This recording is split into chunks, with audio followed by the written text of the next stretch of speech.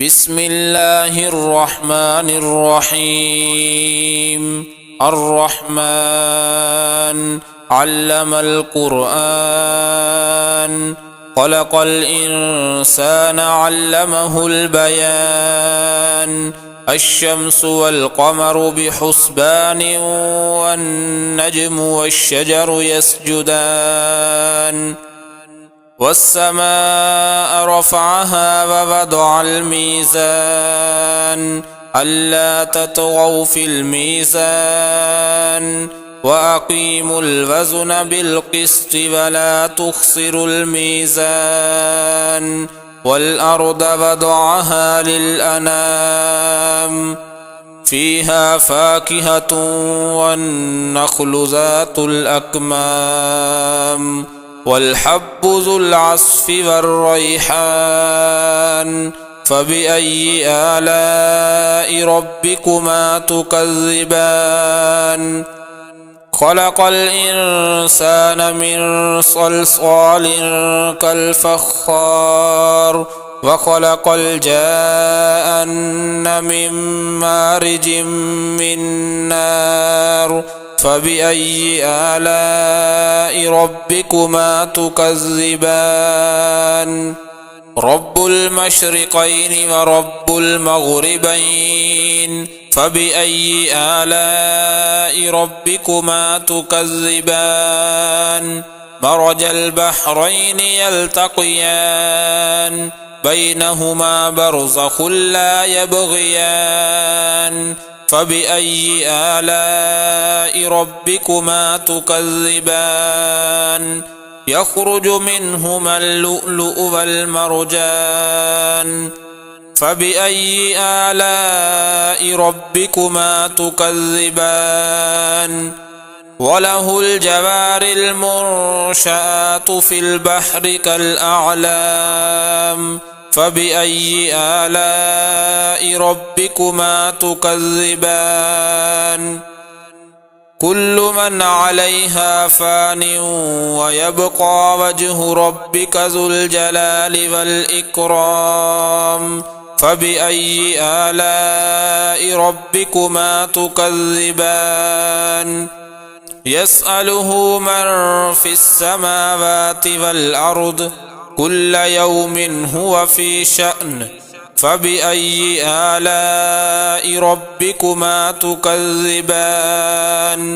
سنفرغ لكم أيها الثقلان. فبأي آلاء ربكما تكذبان؟ يا معشر الجن والإنس إن استطعتم أن تنفذوا من أقطار السماوات والأرض فانفذوا، لا تنفذون إلا بسلطان. فبأي آلاء ربكما تكذبان؟ يرسل عليكما شواظ من نار ونحاس فلا تنتصران. فبأي آلاء ربكما تكذبان؟ فإذا انشقت السماء فكانت وردة كالدهان. فبأي آلاء ربكما تكذبان؟ فيومئذ لا يسأل عن ذنبه إنس ولا جان. فبأي آلاء ربكما تكذبان؟ يعرف المجرمون بسيماهم فيؤخذ بالنواصي والأقدام. فبأي آلاء ربكما تكذبان؟ هذه جهنم التي يكذب بها المجرمون، يطوفون بينها وبين حميم آن. فبأي آلاء ربكما تكذبان؟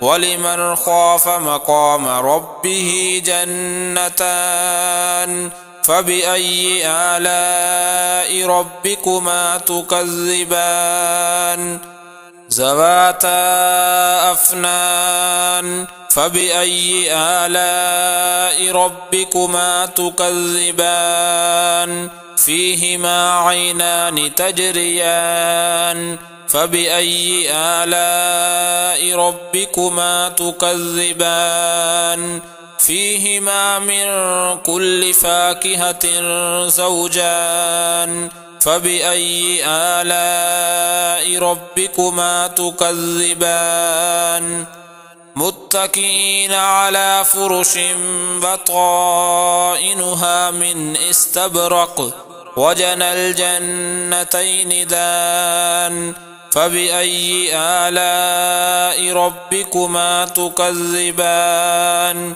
فيهن قاصرات الطرف لم يطمثهن إنس قبلهم ولا جان فبأي آلاء ربكما تكذبان كأنهن الياقوت والمرجان فبأي آلاء ربكما تكذبان هل جزاء الإحسان إلا الإحسان فبأي آلاء ربكما تكذبان ومن دونهما جنتان فبأي آلاء ربكما تكذبان مدهامتان فبأي آلاء ربكما تكذبان فيهما عينان نضاختان فبأي آلاء ربكما تكذبان فيهما فاكهة ونخل ورمان فبأي آلاء ربكما تكذبان فيهن خيرات حسان فبأي آلاء ربكما تكذبان حور مقصورات في الخيام فبأي آلاء ربكما تكذبان لم يطمثهن إنس قبلهم ولا جان فبأي آلاء ربكما تكذبان متكئين على رفرف خضر وعبقري حسان فبأي آلاء ربكما تكذبان تبارك اسم ربك ذي الجلال والإكرام